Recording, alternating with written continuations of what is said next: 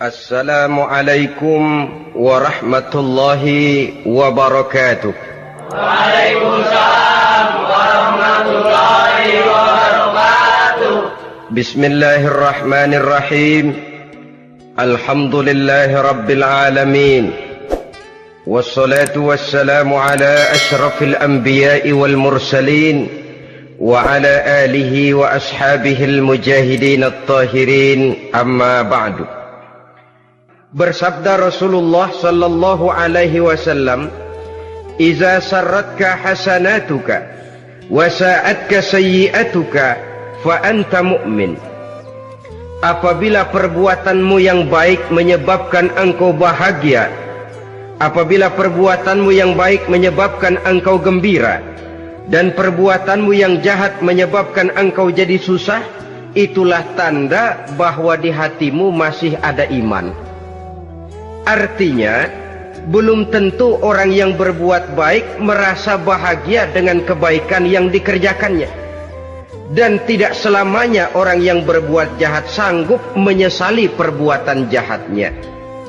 Oleh karenanya, apabila iman masih ada, apabila hati masih hidup, perbuatan yang baik menyebabkan orang gembira, perbuatan yang jahat menyebabkan orang susah dan gelisah hatinya.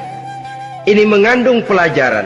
Sekali kita berbuat baik, jangan sekali-kali menyesali kebaikan itu. Sebaliknya, satu kali kita melakukan kesalahan, hendaknya selalu menyesalinya. Kadang-kadang dalam kehidupan, karena orang tempat kita berbuat baik itu rupanya membalas air susu dengan air tuba, kita lalu menyesali kebaikan. Lahirlah kata-kata, "Nyesal saya nolong dia." Ibarat pepatah katanya, nolong anjing kejepit. Waktu kejepit setengah mati kita tolongin, begitu selesai dia dari kejepitnya malah kita digigitnya. Saudara hadirin yang saya muliakan, dalam kehidupan sehari-hari barangkali ini kena filsafat yang disebut dorong mobil mogok. Ketika mobil mogok setengah mati kita dorong, begitu mesin hidup ditinggalkannya kita di belakang. Sesungguhnya perbuatan kita yang baik tidak harus disesali, karena disesali atau tidak, toh perbuatan itu sudah kita lakukan. Dan penyesalan atas segala kebaikan hanya akan mengurangi nilai pahala kebaikan itu sendiri. Berbahagialah apabila berbuat baik, walaupun orang yang kita melakukan kebaikan membalasnya dengan kejahatan. Menyesalah apabila berbuat kesalahan, apabila melakukan dosa, karena itu pertanda nilai iman yang masih hidup dalam jiwa kita. Saudara-saudara kaum muslimin yang berbahagia, jadi sungguh pun pahala dan dosa sesuatu yang abstrak, efeknya jelas dia mendatangkan kebahagiaan atau membawa kepada kegelisahan batin di dalam kehidupan manusia. Orang di zaman materialis kurang terangsang berbuat pahala dan terdorong melakukan dosa. Kenapa? Karena pahala tidak kelihatan, dosa tidak nampak. Kalau pahala kelihatan, barangkali nggak kuat kita mikul pahala. Kalau dosa benjol, umpama tiap bikin dosa palanya benjol, barangkali sudah nggak karu-karuan kepala kita. Baik pahala, baik dosa, sesuatu yang tidak nampak oleh pandangan mata zahir, tapi yang punya efek dalam kehidupan ini. Orang yang banyak pahalanya dengan orang yang banyak dosanya, kalau dia berjalan barangkali sulit kita membedakan. Tapi efeknya dalam kehidupan ini jelas adanya. Sesuatu yang bernama pahala kita perlukan, karena hidup tidak berhenti hingga di sini. Sesuatu yang bernama dosa harus kita hindarkan, karena ada kelanjutan sesudah hidup yang sekarang ini. Kehidupan dari satu pertanggungan jawab.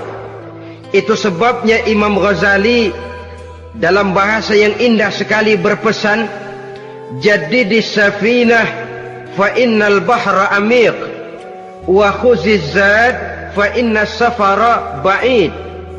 Perbarui selalu kapalmu, rawat, jaga baik-baik, dandani kapalmu, fa innal bahra amiq, karena sesungguhnya lautan ini sangat dalam. Satu bahasa yang indah dari tamsil terhadap kehidupan. Perbaiki kapalmu karena lautan ini sangat dalam. Artinya, jaga baik-baik hatimu. Pelihara iman dan keyakinanmu, karena hidup ini bagaikan gelombang lautan. Tempo-tempo air tenang, tempo-tempo ombak menggila dan menggunung. Jaga iman baik-baik karena hidup penuh dengan cobaan dan ujian. Itu maksudnya. Wa khuziz zad fa inna safara ba'id.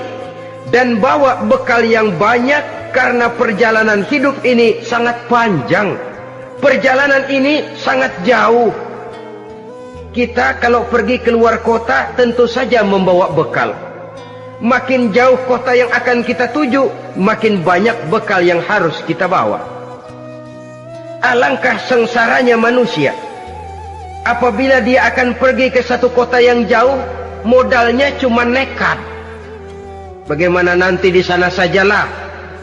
Tidak membawa bekal sebagaimana yang sewajarnya. Hal yang semacam ini senangnya sih belum tentu, keblangsak dan susahnya sudah kebayang. Itu dalam kehidupan di dunia ini. Bagaimana kalau sudah bicara tentang kehidupan yang akan datang? Karena sesungguhnya hidup ini merupakan satu perjalanan yang sangat panjang. Sejak kita tinggal di alam arwah, pada saat jasad belum lagi diciptakan Allah, ruh sudah diciptakannya lebih dahulu. Sampai kemudian kita pindah ke alam rahim, alam kandungan ibu, untuk kemudian berpindah kepada kehidupan dunia. Dari dunia ini kita pindah ke alam barzakh. Di sana tinggal kita 100 tahun mungkin, 100.000 tahun mungkin, 1 juta tahun mungkin, menunggu saat datangnya kiamat. Lalu dari alam barzakh pindah kita ke alam akhirat. Satu perjalanan yang sangat panjang. Alangkah malangnya, alangkah sengsaranya jika tahu kita begitu panjangnya perjalanan hidup ini, tidak ada bekal yang kita bawa. Artinya kesengsaraan, kesulitan yang bertali-tali sudah jelas akan menimpa kita. Kalau pergi kita keluar kota membawa bekal uang, membawa bekal makanan, apa bekal yang mesti kita bawa? Apabila kita kembali ke alam barzakh, kembali ke alam kubur, berkumpul di padang mahsyar di akhirat nanti, nasi yang mau kita bawa, uang yang mau kita bawa, tentu tidak lagi. Karena kehidupan materialis selesai di atas liang lahat. Bila masuk kita ke liang lahat, disitulah pahala dan dosa memegang peranan yang sangat penting. Maka pada pertemuan malam ini kita akan bicara tentang pahala dan dosa itu. Saudara-saudara kaum muslimin rahimakumullah, yang dinamakan pahala, kata Imam Ali Al-Jurjani dalam kitab At-Ta'rifatnya, ma yastahiqqu bihi ar-rahmatu wal maghfiratu minallahi ta'ala. Sesuatu yang pelaksananya berhak untuk mendapat rahmah dan ampunan dari Allah. Dengan kata lain, nilai pahala adalah akibat dari perbuatan-perbuatan di dalam melaksanakan perintah dan anjuran yang ada di dalam kehidupan agama. Apabila perintah dan anjuran kita laksanakan, nilai pahala itu lalu datang. Nah, nilai pahala dalam Islam menurut konsepsi Quran, Allah menjelaskan, man jaa bil hasanati falahu asyru amsalihha. Barang siapa yang datang membawa satu kebajikan, barang siapa yang melaksanakan satu kebaikan, maka dia akan mendapat balasan 10 kali dari kebaikan yang dikerjakannya. 10 kali ini pun masih dilipat gandakan dengan 7 ini pun masih dikalikan 100, dan itu pun masih ditambah dengan pernyataan wallahu yudha'ifu liman yasha. Allah masih akan melipat gandakan perbuatan baik seseorang yang dikehendakinya. Itulah nikmatnya dalam Islam. Tetapi sebaliknya, wa man jaa'a bisayyi'ati fala yujza illa mislaha. Barang siapa yang melakukan satu kejahatan, dia tidak akan mendapat balasan kecuali sesuai dengan kejahatan yang dikerjakannya. Alangkah rahman dan rahimnya Allah. Orang yang berbuat baik dibalas 10, dikali 7, dikali 100, masih dilipat gandakan pula. Tapi orang yang berbuat jahat tidak akan mendapat balasan kecuali sesuai dengan kejahatan yang dikerjakannya. Ini kan beda dengan sifat kita manusia. Kita ini kadang-kadang kalau dijitak membalasnya mukul. Tapi kalau orang berbuat baik kepada kita, kita enggan untuk berbuat baik kepada orang tadi. Allah tidak mengajarkan begitu. Satu kebaikan berbalas 10. Satu kejahatan berbalas dengan satu kejahatan. Maha Rahman dan Rahim Allah. Bahkan dalam Islam, niat berbuat baik saja mendapat pahala. Sedangkan niat berbuat jahat belum ditulis merupakan satu dosa sampai kejahatan itu dikerjakan oleh orang yang niat tadi. Umpamanya, saudara niat nanti malam giliran pengajian saya mau hadir di majelis taklim. Pas datang waktu malam hujan turun sangat lebat. Saudara berhalangan datang ke majelis taklim, saudara sudah mendapat pahala niat. Tapi saudara niat, nanti malam kalau turun hujan, saya mau bongkar rumahnya si fulan, saya mau curi seluruh harta bendanya. Ternyata malam, saudara tidak mengerjakan perbuatan itu belum ditulis dosa, sampai perbuatan itu benar-benar dikerjakan. Tapi lalu jangan macam-macam, kalau begitu niat aja yang baik, biar nggak usah dikerjain. Niat aja pengen ngaji walaupun tidak ada niatan untuk ngaji. Allah lebih tahu tentang apa yang terdetik di dalam hati sanubari kita. Itulah sebabnya sangat dianjurkan orang untuk melakukan segala macam kebajikan, dan dianjurkan orang menjauhkan segala macam bentuk kejahatan, karena dia akan berefek melahirkan dosa dan pahala. Dosa dan pahala itulah alat untuk memperoleh kebahagiaan di alam kubur, di padang mahsyar, sampai di akhirat nanti. Di dunia ini mungkin segalanya bisa kita beli dengan yang namanya uang. Keamanan kita bisa menyewa petugas untuk menjaga rumah kita. Kendaraan yang mewah bisa kita beli. Udara yang sejuk bisa kita ciptakan. Siapa banyak uang, dia raja. Mungkin itu di dunia. Tapi bisa apa uang kalau kita sudah masuk ke alam kubur? Bisakah munkar nakir kita sogok? Udah karkir, jangan nanya nih, cepet. Bisakah malaikat azab menyingkir dengan uang semir? Ternyata tidak. Untuk memperoleh kebahagiaan di sana, nilai pahala. Kesengsaraan akan kita dapat kalau kita banyak menumpuk dosa. Oleh karena itu jangan beranggapan pahala nggak kelihatan, dosa juga nggak kelihatan, biarin saja. Yang tidak kelihatan ini pada waktunya akan memegang peranan yang sangat penting. Tapi tidak cuma untuk menghadapi hidup di situ, kita lalu harus berbuat baik dan meninggalkan yang jahat. Terutama juga di dunia ini. Toh pepatah bilang gajah mati meninggalkan gading, harimau mati meninggalkan belang. Apa yang akan kita tinggalkan setelah kita mati?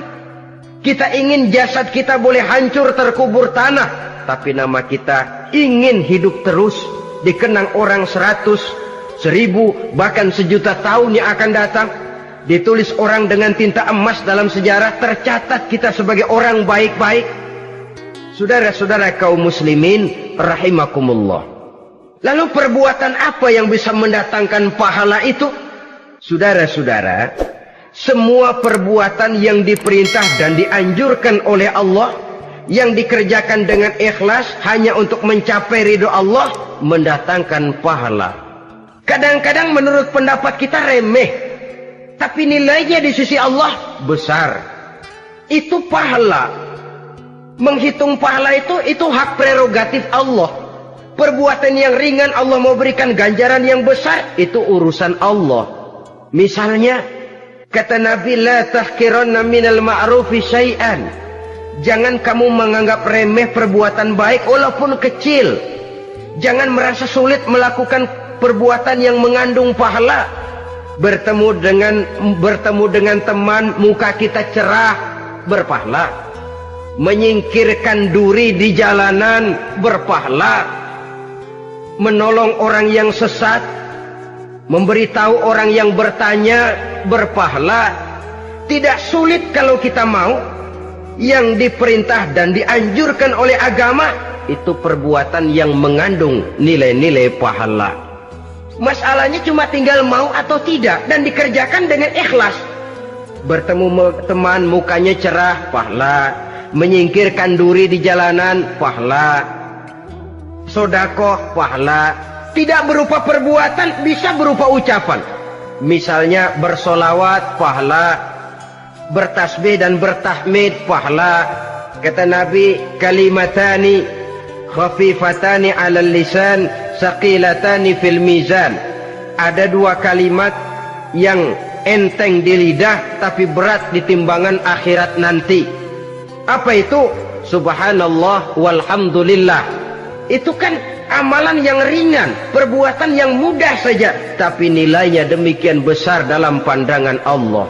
Jadi pendeknya, perbuatan yang bernilai pahala adalah perintah dan anjuran agama yang dilaksanakan dengan ikhlas semata-mata untuk mencapai ridho Allah, itu mengandung pahala. Niat dasarnya itu harus karena Allah, landasannya harus karena ikhlas. Bukan cuma sekedar basa-basi, tidak karena ingin dipuji orang, tidak karena mengharap tanda jasa, tapi ikhlas semata-mata. Dari perbuatan yang paling kecil dan mudah sekali sampai kepada amalan-amalan yang besar dan memerlukan biaya yang besar, seperti melaksanakan ibadah haji, seperti jihad fi sabilillah, membangun masjid, membangun pondok-pondok pesantren, membangun pusat-pusat kesehatan, membangun jalan-jalan umum, termasuk menjaga keamanan. Jangan dikira loh, siskamling umpamanya, menjaga keamanan kampung tidak berpahala. Kalau diniatkan ibadah, menjaga ketenangan warga supaya mereka tekun ibadah, ikhlas karena Allah, itu juga bernilai ibadah. Keluar kita dari rumah, pergi pagi, pulang sore, peras keringat, banting tulang cari nafkah buat menghidupi anak istri kita. Kalau diniatkan ibadah, melaksanakan kewajiban sebagai kepala rumah tangga, membantu orang tua sebagai anak, itu juga perbuatan-perbuatan yang mengandung pahala. Yang terbaik sesuai dengan bidang kehidupan kita. Ada orang yang dinamakan abid, ahli ibadah, pahala yang paling baik bagi dia banyak-banyak tahajud, sembahyang malam, wirid, zikir, tasbih. Ada yang dinamakan orang alim, pahala yang paling baik buat orang macam ini mengajar, menyebarkan ilmu, mendakwahkan Islam. Ada yang disebut wali, pejabat pemerintah, petugas. Amalan pahala yang paling baik buat orang semacam ini melayani masyarakat, bekerja di bidangnya sesuai dengan profesinya. Saudara hadirin yang saya hormati, jadi dengan demikian perbuatan-perbuatan yang mengandung nilai-nilai pahala ini bisa perbuatan yang menurut kita kecil namun punya nilai besar. Apalagi perbuatan besar dengan biaya yang besar, tentu makin besar juga pahala yang disediakan oleh Allah Subhanahu wa ta'ala. Oleh karenanya, kalau kita bercermin dari ayat Quran, hidup ini kesempatan untuk berbuat baik. Huwallazi khalaqal mauta wal hayata liyabluwakum ayyukum ahsanu amala. Dialah Allah, Tuhan yang telah memberikan hidup dan mati kepadamu untuk menguji kamu, siapa di antara kamu yang paling baik amal perbuatannya. Jadi tidak saya rinci, tapi cukuplah satu penjelasan global. Perbuatan yang berpahala adalah perbuatan melaksanakan perintah Allah atau anjuran Allah dengan dasar ikhlas, dengan tujuan untuk mencapai ridho Allah semata-mata. Lalu apa perbuatan yang mengakibatkan dosa itu? Saudara-saudara, dosa lahir akibat melakukan larangan Allah atau mengerjakan yang dicelaknya. Nah, para ulama ada yang membagi dosa itu menjadi dua bagian. Ada dosa-dosa kecil, ada dosa-dosa besar. Tetapi sebenarnya ditinjau dari segi hakikatnya, kalau sudah melakukan satu kesalahan yang mengakibatkan dosa, jangan dilihat besar dan kecilnya, tapi kepada siapa dosa itu kita kerjakan. Sebab kalau dosa kita anggap satu yang kecil, orang akan terangsang untuk mengerjakan yang kecil-kecil saja. Sehingga dengan demikian yang kecil pun akan menjadi besar kalau ditumpuk-tumpuk. Sedangkan yang besar bisa saja menjadi kecil kalau selalu diiringi dengan permohonan ampun kepada Allah. Itu sebabnya para ulama sufi, orang-orang tasawuf mengatakan la saghair ma'al istimrar wala kabair ma'al istighfar. Tidak ada dosa yang kecil kalau dikerjakan terus-menerus, dan tidak ada dosa yang besar kalau digempur tiap saat dengan perbuatan istighfar atau memohon ampun kepada Allah Subhanahu wa taala. Cuma saja pada umumnya karena dosa-dosa kecil itu lebih mudah taubatnya, dan ada janji Nabi, barang siapa yang meninggalkan dosa-dosa besar akan diampuni dosa-dosanya yang kecil-kecil. Oleh karena itu, pada kesempatan ini kita akan juga bicarakan apa saja yang termasuk klasifikasi dosa-dosa besar, dengan harapan kita bisa menjaga diri, menyelamatkan diri, jangan sampai terjatuh ke dalam dosa-dosa yang besar tadi. Tetapi bukan berarti kita harus terangsang melakukan dosa-dosa yang kecil. Biarin kecil ini, tobatnya gampang. Dosa kelas teri. Dosa itu kan tidak kelihatan. Lalu terangsang melakukan perbuatan dosa-dosa walaupun kecil. Kalau berlarut terus-menerus, dia akan tumbuh menjadi dosa yang besar. Oleh karenanya, jangan sampai mengundang pengertian kalau kita membicarakan dosa-dosa yang besar lalu terangsang melakukan dosa-dosa yang kecil. Karena bagaimanapun juga dosa kecil dan dosa besar sama dalam arti kepada Allah kita melakukan kesalahan. Dan dosa yang kecil pun kalau bertumpuk, dia akan menjadi banyak. Saudara-saudara kaum muslimin rahimakumullah, ada beberapa jenis dosa-dosa besar. Jenis yang pertama, asyirku billah, syirik atau menyekutukan Allah. Dari sekian deretan dosa-dosa besar, syirik ini merupakan bapak moyangnya dosa. Dedengkotnya dosa itu syirik, menyekutukan Allah. Bahkan dosa yang lain Allah masih mau mengampuni, tapi kalau sudah syirik, menyekutukan Allah, itu sudah satu dosa yang tidak berampun sama sekali. Oleh karena itu tepat pesan Imam Ghazali tadi, jadi di safinah fa innal bahra amik, jaga iman, pelihara akidah, dandani kapal. Karena hidup ini gelombang lautan sangat dalam, hidup banyak cobaan.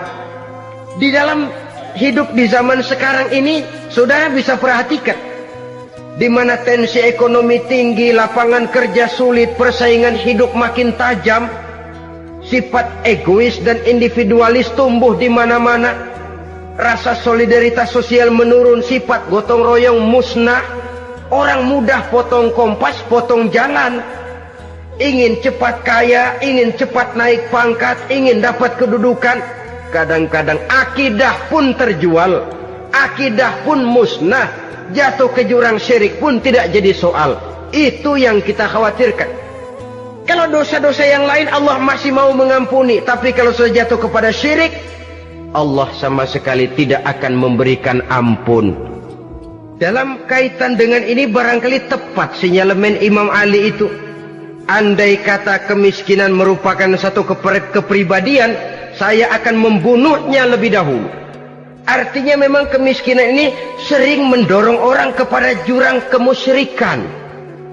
Tidak tahan menghadapi godaan perut akibat tensi ekonomi yang tinggi, lapangan kerja yang sulit. Iman pun jadilah ditukar dengan 3 liter beras.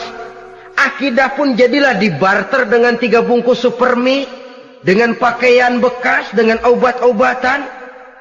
Tidak jadi soal baginya mengejar kebahagiaan yang relatif singkat dengan mengorbankan kebahagiaan yang abadi. Persis ibarat pepatah, nyari jarum kampak hilang. Mencari sesuatu yang kecil, yang besar jadi sia-sia. Membela perut, mengorbankan akidah. Na'udzubillah summa na'udzubillah.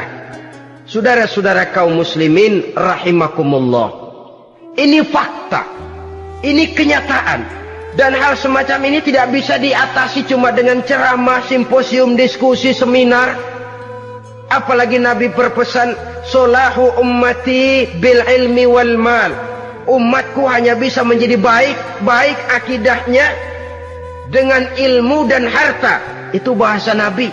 Kalau bahasa kita sekarang, dengan ekonomi dan pendidikan. Ilmu, pendidikan, ekonomi, harta. Tanpa itu sangat besar kemungkinan kita bisa menjual akidah terjerumus di lembah kemusyrikan.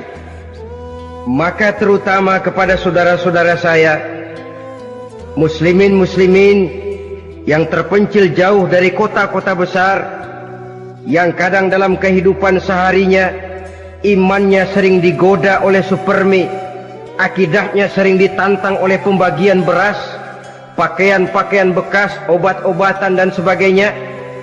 Jaga dan bentengi akidah kita. Lebih baik nyawa berpisah dari badan, asal iman jangan berpisah dari hati.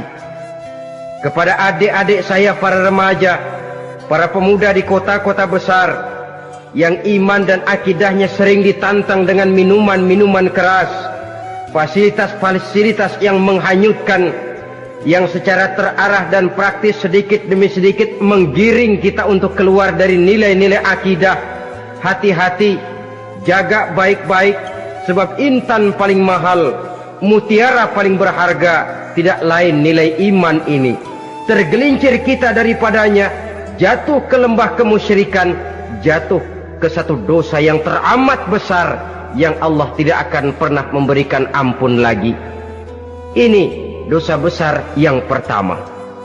Yang kedua, qatlun nafsi illa bil haq. Membunuh orang tanpa alasan yang benar. Di zaman kesulitan ekonomi kadang-kadang orang mudah nekat. Tengok saja, kadang-kadang karena pasar uang 100-200 perak saja nyawa bisa melayang. Kadang-kadang karena urusan yang remeh, salah omong, salah ambil, salah ucap, salah pegang, nyawa bisa jadi melayang. Alangkah murahnya nyawa, seakan-akan kita yang punya. Padahal nyawa itu hak milik Allah. Tidak pantas kita merampasnya, tidak pantas kita menghilangkannya dari jasad seseorang. Oleh karenanya, membunuh orang merupakan satu dosa yang sangat besar. Jangankan kepada orang yang seakidah, orang yang lain akidah saja pun, kalau dia hidup berdamai, rukun, berdampingan, kita harus melindungi. Apatah lagi teman seakidah sendiri. Saudara-saudara kaum muslimin rahimakumullah. Pantas kalau Nabi menyatakan, apabila dua orang Islam sudah saling berkelahi, berbunuh-bunuhan, al-qatil wal maqtul finnar. Yang membunuh dan yang dibunuh, dua-duanya sama-sama masuk neraka. Sahabat heran, ya Rasul, kalau yang membunuh masuk neraka sih wajar, tapi yang terbunuh kok neraka juga, kenapa? Kata Rasul, sebenarnya dia juga cuma sudah niat untuk membunuh, cuma keduluan saja. Andai kata dia tidak terbunuh, tentu dia yang akan membunuh. Saudara-saudara kaum muslimin rahimakumullah, Islam sesuai dengan namanya adalah agama damai. Kita tidak boleh mencari-cari musuh, walaupun tidak boleh lari kalau bertemu musuh. Oleh karenanya, pantang seorang muslim menimbulkan benih keonaran menjadi biang kerok buat lingkungannya. Sesuai dengan namanya, seorang muslim adalah seorang yang dalam hidup senantiasa berusaha menebarkan salam, menebarkan kedamaian, ketenangan dan ketentraman. Dengan prinsip musuh jangan dicari, bertemu pun jangan lari. Yang ketiga, termasuk dalam kelompok dosa besar ini, syurbul khamr, meminum minuman keras. Termasuk di dalam kata khamr ini ganja, morfin, narkotik. Sebab apa? Jenis minuman semacam itu tidak hanya merusak keadaan sekarang, tapi sekaligus merusak kehidupan yang akan datang. Kalau itu jatuh di tangan generasi muda, artinya kan merusak kehidupan masa depan daripada suatu bangsa. Karena apa? Remaja dan pemuda merupakan bentuk miniatur daripada kehidupan bangsa. Akan bagaimana warna umat Islam di Indonesia, bahkan akan bagaimana warna Indonesia 30, 40, 50 tahun yang akan datang, remaja sekarang jawabannya. Kalau remaja kita sekarang ini kerjanya cuma bisa nyekek botol, insya Allah bangsa Indonesia 30-40 tahun yang akan datang akan tumbuh menjadi bangsa teler. Tidak banyak yang bisa kita harapkan. Remaja adalah gambaran masa depan dari satu bangsa, dari satu umat. Dan remaja itu di dalam dirinya secara fitrah terkumpul semua bakat, terdapat semua kemungkinan. Kita ini lahir membawa sifat pemimpin, tapi juga membawa sifat pengacau. Kita ini ada bakat jadi orang jujur, ada bakat jadi pengkhianat. Kita ini ada bakat menjadi orang baik-baik, kita juga punya bakat jadi biang kerok. Kita kemungkinan bisa jadi pemimpin bangsa, tapi juga bisa menjadi pemimpin bangsat. Nanti lingkungan dan pendidikan akan menumbuhkan, membentuk mana yang tumbuh lebih subur. Kalau lingkungan dan pendidikannya lebih banyak bercerita tentang kejujuran, maka nilai kejujuran yang akan tumbuh lebih banyak dalam jiwanya. Dan insya Allah diharapkan dia akan menjadi manusia yang jujur di kelak kemudian hari nanti. Dan masalah minuman keras ini sebenarnya berkait. Kita tidak bisa cuma menyalahkan remaja saja, menyalahkan pemuda saja, karena bagaimanapun masalahnya kompleks. Menghancurkan sesuatu tanpa melihat kausalnya, tanpa melihat sebab akibatnya, kan sama juga bohong. Kemungkinan karena broken home, kemungkinan karena pergaulan, kemungkinan karena kurang perhatian orang tua, kemungkinan karena akibat bacaan, tontonan, atau fasilitas berupa dibukanya pabrik-pabrik minuman keras, dijualnya minuman-minuman keras, di warung-warung yang remang-remang, yang memberikan kenikmatan, kebahagiaan dan kebanggaan tersendiri, sehingga akhirnya orang terangsang untuk datang dan minum di sana. Pada dasarnya memang sepele, cuman minum, nggak ngerugiin orang lain kan? Iya, pada waktu minum. Tapi dikala sudah mabuk, out of control, apapun bisa kita lakukan. Yang kita ucapkan kita tidak sadari lagi, yang kita kerjakan tidak kita sadari lagi. Dikala itu segala macam kejahatan bukan sesuatu yang tidak mungkin untuk kita laksanakan. Nggak ngerugiin orang lain, memang pada saat mau minum. Tapi begitu minum, mabuk, kita bisa merugikan orang lain. Setidaknya merugikan diri sendiri. Pertumbuhan IQ menjadi lemah, semangat kehidupan hilang, gairah kerja menurun, kalau tidak ada sama sekali. Lalu apa yang bisa kita lakukan di dalam kehidupan? Dan akan lebih celaka kalau ini menimpa kehidupan generasi muda kita. Kadang-kadang yang ironi ya, kalau yang orang tuanya mampu barangkali masih tertolong, tapi yang orang tuanya kondisi ekonomi lemah masih kepengen teler juga. Orang tuanya nggak mampu masih pengen mabuk. Dari ganja, morfin nggak dapet, akhirnya kaleng cet diisepin. Yang penting kan bisa teler, mendatangkan satu kebahagiaan tersendiri. Itu sebabnya memang satu kejahatan menurut teori polisi ya, hanya bisa terjadi karena faktor N dan K, niat dan kesempatan. Niat ada, kesempatan ada, jadi orang jahat. Kurang salah satunya, biasanya kejahatan terbendung. Niat ada, kesempatan tidak ada, sulit berbuat jahat. Kesempatan ada, niat tidak ada, tidak mungkin orang jahat. Tapi yang paling dominan sebenarnya niat. Kalau niat sudah kuat, kesempatan bisa dicari. Kesempatan bisa diciptakan. Biar Hansip nongkrong, ditungguin lengahnya. Ya biarin. Jam 11 sampai jam 2. Matanya melotot. Jam 3 dia mulai ngulet, ngempet. Nah, di saat itu saya masuk ke rumahnya. Kalau niat kuat, kesempatan bisa diciptakan. Dan kalau sudah niat, ini masalah hati. Kalau sudah masalah hati, menyangkut soal moral. Moral artinya sudah masuk kepada kehidupan agama. Saudara-saudara kaum muslimin rahimakumullah. Yang keempat yang termasuk jenis dosa besar, az-zina, perbuatan zina. Di zaman pergaulan bebas dengan prinsip free love, free sex ini, tengok sudah berapa banyak gadis-gadis bergelimpangan jadi korban. Berapa banyak bayi-bayi yang lahir ke dunia tanpa tahu kemana dia mesti memanggil bapak. Apakah deretan jumlah korban ini masih harus bertambah lagi? Paling tidak, biarlah yang sudah jadi korban, tapi jangan bertambah lagi hendaknya. Masing-masing kita berupaya menahan diri. Termasuk dalam kategori zina ini, yang merupakan cabang-cabangnya, liwat, homoseks, lesbian, masturbasi. Bahkan masturbasi itu termasuk jenis zina tangan. Dan itu juga merupakan satu dosa. Di samping dosa juga merusak diri. Karena bagaimanapun juga dia akan mengurangi kemampuan daya pikir seseorang. Maka agama memberikan jalan keluar. Pesan Nabi, ya ma'syara syabab, man istata'a minkumul ba'at falyatazawwaj.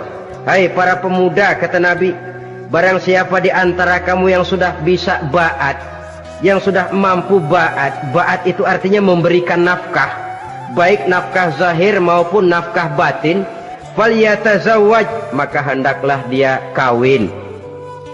Jadi yang maksud ba'at ini ya nafkah zahir, ya nafkah batin. Kita kadang-kadang cuma bisa ngasih nafkah batin saja sudah merasa pokoknya kan saya sanggup untuk kawin, lalu kawin tanpa kehilangan, dengan kehilangan pertimbangan. Saudara-saudara, wa illam yastati', adapun kalau dia belum mampu, fa alaihi bisyam, hendaknya dia banyak puasa. Fa innahu lahu wija, karena puasa itu akan merupakan benteng jangan sampai orang memperturutkan hawa nafsunya. Andai kata puasa belum hobi, banyaklah olahraga para pemuda, para remaja. Karena dengan olahraga, pemikiran untuk memperturutkan hawa nafsu agak sedikit terkendali dan energi tersalurkan dalam bentuk yang positif. Pendeknya kreatif, banyak kegiatan. Ini pesan Imam Syafi'i tepat itu. Kata beliau, inni ra'aitu wuqufal ma'i yufsiduh in sala toba wa illam yajri lam yatib. Aku melihat air kalau diam rusak, tapi kalau dia mengalir jernih. Air kalau ngendap, nggak ngalir, nyamuk nyarang di situ, bisa jadi sumber penyakit. Manusia hidup begitu. Kalau nggak punya kegiatan, nggak kreatif, kerjanya cuma delohom, ayam-ayam, akhirnya jadi ngerusak. Ngomongin orang, Jano ngapa? Ano. Kebangetan nggak ngapa-ngapain, orang aja dipontenin. Orang diomongin, lahirlah namimah, lahirlah ghibah. Saudara-saudara, air itu kalau ngendap ada aja yang nyarang. Tapi kalau dia ngalir, orang ada kesibukan, insya Allah dia tidak akan jatuh kepada sesuatu yang bisa mengundang dosa. Isilah waktu dengan hal-hal yang bermanfaat. Karena hidup ini singkat dan tidak berjalan mundur ke belakang. Mundur hancur, berhenti diinjak orang. Sekali melangkah, jangan surut mundur ke belakang. Homoseks, terlepas dari penyakit kejiwaan. Sekarang ini kan sudah ada persatuan kaum gay katanya. Meminta perlakuan yang sama dan agar dibolehkan kawin sesama mereka. Secara manusiawi boleh, secara manusiawi kita hargai mereka. Tapi dari kacamata agama ini jelas merupakan penyimpangan. Dan penyimpangan merupakan suatu dosa. Terlepas dari pertimbangan manusiawi. Jangan karena terlalu memperturutkan suara manusiawi lalu kita mengesampingkan agama. Termasuk lesbian, wadon karo wadon. Kalau homo itu kan lanang karo lanang katanya. Saudara-saudara kaum muslimin rahimakumullah, ini bukan penyakit baru. Liwat, homoseks sudah dikenal dari zamannya Nabi Lut, laki dengan laki. Lesbian dari zaman istrinya Nabi Lut. Terlepas dari penyakit kejiwaan, dari segi agama ini merupakan penyimpangan dan merupakan dosa yang besar. Yang kelima, yang termasuk jajaran dosa kelas kakap, qazful mu'minina wal mu'minat, menuduh orang mukmin yang baik-baik, laki atau perempuan, melakukan perbuatan zina sehingga hancur namanya di masyarakat. Ini merupakan satu perbuatan dosa yang sangat besar dan sangat dimurkai oleh Allah. Saudara-saudara kaum muslimin rahimakumullah, oleh sebab itu tentang masalah ini, kalau memang tidak ada saksi, jangan sembarang kita enteng lidah menuduh orang lain berbuat zina, menuduh orang lain berbuat serong. Dosanya kelewat besar di dalam kehidupan. Karena apa? Mencari harga diri itu berat, memelihara kehormatan diri jauh lebih berat. Satu kali orang dihancurkan namanya di masyarakat, dia akan terisolir jadinya. Oleh karenanya, berlindung kita kepada Allah, jangan sampailah dihinggapi oleh sifat ini.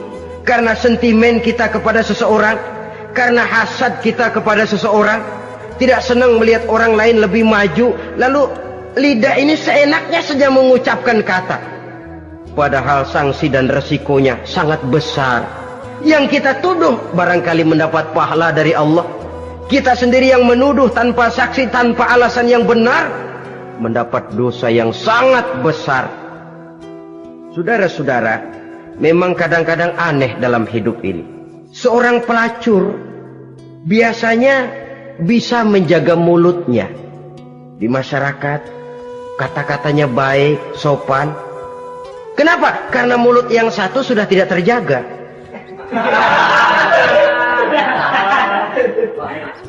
Kita kadang-kadang kehormatan bisa kita jaga, tapi mulut tidak terkontrol. Ngomong saenake dhewe, bikin orang mangkel, kesal, fitnah sana, fitnah sini, menghancurkan nama baik orang, ngomongin yang macam-macam. Bagai-bagai macamlah caranya. Saudara-saudara kaum muslimin yang berbahagia. Jadi dengan demikian, menuduh orang lain berbuat zina, sedangkan orang itu tidak pernah melakukannya, ini termasuk satu dosa yang sangat besar di dalam kehidupan ini. Yang keenam, al-'aqu bil walidain, durhaka kepada ibu bapak. Seorang anak, bagaimanapun banyak nilai ibadahnya, banyak kebaikan di masyarakat, menyandang berbagai macam gelar, pangkat dan jabatannya tinggi, tapi kalau sudah durhaka kepada kedua orang tuanya, alamat hidup tidak lagi membawa keberkahan, dan itu dosa yang sangat besar. Sampai Nabi sabdakan, ridho Allah ada di dalam keridhaan ibu bapak, murka Allah pun ada di dalam kemurkaan ibu dan bapak. Walaupun belum tentu setiap kita orang tua, tapi yang jelas setiap kita adalah anak, dan setiap anak punya ibu dan bapak. Jangan sampai kacang lupa kepada kulitnya. Saudara-saudara kaum muslimin rahimakumullah, durhaka kepada ibu bapak merupakan perbuatan yang sangat dimurkai oleh Allah. Apalagi ibu yang telah melahirkan kita, bahkan mengandung kita. Begitu juga bapak yang telah berusaha peras keringat banting tulang untuk mengasuh membesarkan kita. Tidak ada perbuatan baik yang kita lakukan untuk bisa menebus kebaikan daripada ibu dan bapak kita. Setidaknya kalau belum bisa berbuat baik kepadanya, kepada keduanya, janganlah menyakiti hati keduanya. Itu saja dulu yang harus dijaga. Kadang-kadang sudah berbuat baik enggak, nyakitin melulu. Sudah nyenangin belum bisa, saban sehari nyakitin saja. Padahal kedua orang tua itu doanya manjur, sebagaimana sumpahnya juga bisa jadi kenyataan, dan sering bahkan menjadi kenyataan. Sampai ibu bapak sudah wafat, sudah meninggal sekalipun, kewajiban berbakti masih harus terus dilakukan oleh seorang anak. Lalu yang ketujuh, at-tawalli yaumaz zahfi, berpaling pada hari pertempuran. Orang sedang sibuk-sibuk menghadapi musuh, maksudnya berjuang membela agama ini, dia lari menyelamatkan diri.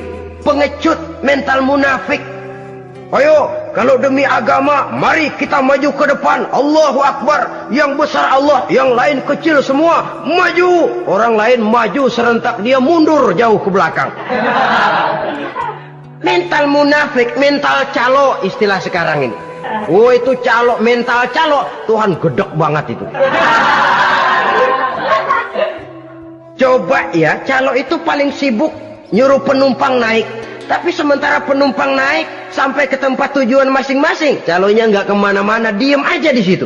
Cuma orang aja disuruh naik. Saudara-saudara, kerja bakti. Orang turun ke comberan, dia naik ke tempat tidur. Mundur di hari pertempuran, menyebabkan orang lain gugur, dia sendiri menyelamatkan diri. Mental pengecut, mental munafik, itu merupakan dosa yang sangat besar. Saudara-saudara kaum muslimin rahimakumullah. Itu sebabnya agama itu memerlukan keberanian. Memang, tapi bukan keberanian yang tanpa perhitungan. Sebab berani tanpa berhitung namanya berani babi. Kita berani kalau benar, kita harus takut kalau salah. Jangan dibalik. Salah berani, nekat namanya. Benar takut, pengecut namanya. Orang yang pengecut adalah orang yang takut membela kebenaran. Orang yang nekat sesungguhnya udah salah nggak malu lagi. Udah salah nekat lagi. Merasa rugi berbuat kebaikan, puas kalau berbuat kejahatan. Padahal Nabi pesan, siapa yang berbuat dosa sambil tertawa, nanti dia akan masuk neraka sambil menangis. Karena itu dipesan pula di dunia ini, sering-seringlah mencuci mukamu dengan air mata taubat. Cuci lidahmu dengan zikir kepada Allah. Bersihkan hatimu dengan air ikhlas. Saudara-saudara kaum muslimin rahimakumullah. Kan ada toh orang berbuat baik nggak gembira, tapi berbuat jahat malah puas. Atau sama saja orang lain berbuat baik, hatinya kesel. Orang lain berbuat jahat, dia malah mendukung. Atau orang lain tergelincir berbuat jahat, dia malah girang. Ini kan tidak objektif. Karena yang berbuat baik, orang yang dia keselin, dia nggak seneng. Tetapi karena yang berbuat jahat, orang yang dia senengin, dibenerin juga. Itu nggak objektif namanya. Mundur di hari pertempuran pada saat saudara-saudara kita sedang menghadapi musuh, sikap pengecut yang sangat dibenci Allah. Yang kedelapan, termasuk kelompok dosa besar, aklu malil yatim, makan harta anak yatim. Kadang-kadang ada orang mengeksploitir loh nasib anak-anak yatim. Karena biasanya para dermawan peka kalau mendengar nasib yatim, memberikan santunan. Si yatim belum makan, yang ngurusin udah pada kenyang. Mengeksploitir, memakan harta anak yatim termasuk dosa yang sangat besar. Sehingga Nabi pesan, ana wa kafilul yatim kahataini yaumal qiyamah. Aku dan orang yang menyantuni anak yatim seperti dua jari ini di hari kiamat. Rumah yang paling dimuliakan Allah adalah rumah yang di dalamnya ada anak yatim yang hidupnya dihormati, hidupnya disantuni, keperluannya dicukupi. Maaf saja, tahap kita menyantuni anak yatim ini baru tahap setahun sekali. Kalau Muharram kita agungkanlah, kita besarkan. Lebaran yatim katanya.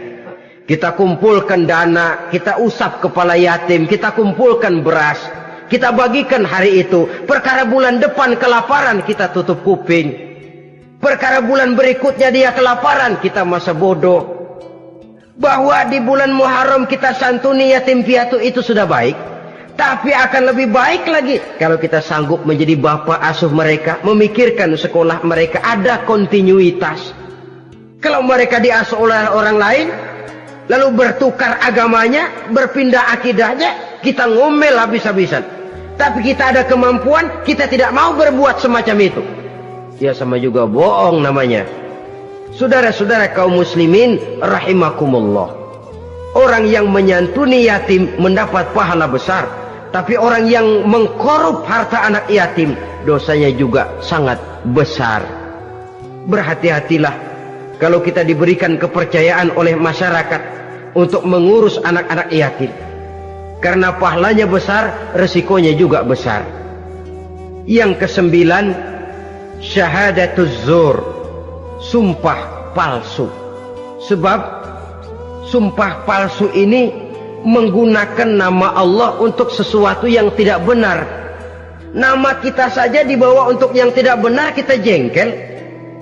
Nama kita dipalsukan untuk sesuatu yang tidak baik, kita kadang-kadang jengkel. Tidak puas jengkel, menuntut melalui saluran hukum. Kenapa? Nama saya dicatut. Bagaimana lagi kalau nama Allah kita pakai untuk bersumpah, sumpahnya palsu, menguntungkan kita, merugikan orang lain, Allah murka betul. Maka sumpah palsu termasuk deretan dosa-dosa besar. Apalagi yang ke-10, aklur riba, makan riba alias renten. Ini kan yang cepat mendatangkan uang. Kadang-kadang kalau yang bikin riba itu orang awam barangkali, ya masih kita maklumin. Kadang-kadang penyakit ini datang menimpa mereka juga yang kita kenal kebaikannya. Bahkan suka datang ke musola, rajin ke masjid. Kadang-kadang riba masih dimakannya. Karena cara cari duit paling enak, duit utuh tambahnya terus masuk. Na'udzubillah summa na'udzubillah. Itu yang diibaratkan dalam perjalanan Mi'raj waktu Nabi diperlihatkan neraka. Orang perutnya sebesar rumah dililit ular, diseret-seret itu hancur perutnya, dibulatkan lagi, diseret lagi, hancur lagi, dibulatkan lagi, terus menerus begitu. Dia berteriak, mengerang, mengeluh, mengaduh kesakitan. Nabi tanya, itu apa Jibril? Itu contoh dari umatmu yang suka makan riba Muhammad, makan renten. Saudara-saudara, ini kan mencekik leher orang. Orang sedang kesulitan, kelihatannya sih baik, menolong, tapi di belakang menolong itu nyekek. Di belakang nolong itu nyekek. Dan nyekek itu sebenarnya tujuan utamanya. Orang yang menjalankan riba pada dasarnya tidak punya perikman kemanusiaan kok. Kalau dia kelihatannya mau menolong, kelihatannya motifnya mencari untung di belakang itu. Jauh dari kemanusiaan. Yang ke-11, saudara-saudara, termasuk jajaran dosa besar itu qat'ur rahim, memutuskan silaturahmi. Marah, hobi sama marah. Kalau 3 hari nggak marahan sama orang, ngebet palanya. Selalu nyari gara-gara. Kalau udah marah berlaku perpanjangan waktu. Tahun, 2 tahun, kadang-kadang seumur hidup. Saudara hadirin yang saya muliakan. Apalagi mengurangi timbangan termasuk kelas dosa besar. Makan suap termasuk dosa besar. Semir menyemir dosa besar. Apalagi bunuh diri. Nah ini, bunuh diri dosa besar. Kadang-kadang karena sulit nekat, daripada hidup susah mendingan mati sekali.